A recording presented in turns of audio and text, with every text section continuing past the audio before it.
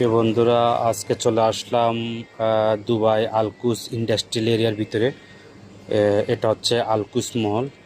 এই যে দেখেন, এখন আমি আপনাদেরকে দেখাচ্ছি আলকুস মলের ভিতরের অংশ। এই যে দেখেন, অগণিত তেলের কোনো অভাব নাই।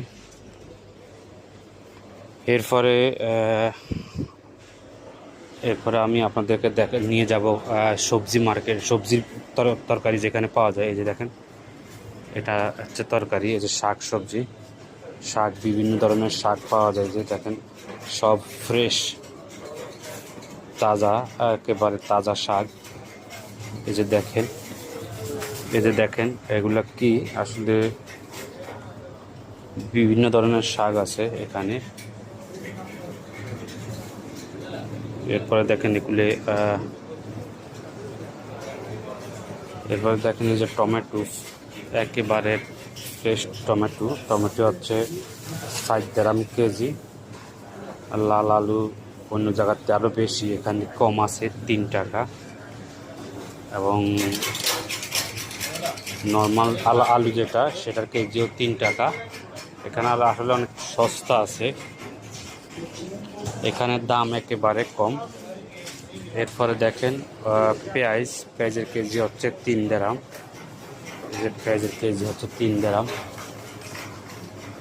এরপরে এই যে রসুনের কেজি হচ্ছে 11 দিরহাম। এরপরে আদার কেজি হচ্ছে 11 দিরহাম। এখানে অনেক কম, অন্যান্য মার্কেট থেকে এখানে দাম একেবারে কম। এরপরে এই যে দেখেন নারকেল, এক একটা নারকেল 2 দিরহাম 3 দিরহাম করি। আর এই যে ডাব, এখানে যে ডাব পাওয়া যায়, এই ডাব হচ্ছে এক একটা ডাব 6 টাকা করে। দেখেন, দেশীয় ডাব। এখানে সব তরকারি পাওয়া যায়, তরকারির কোনো ইয়া নাই।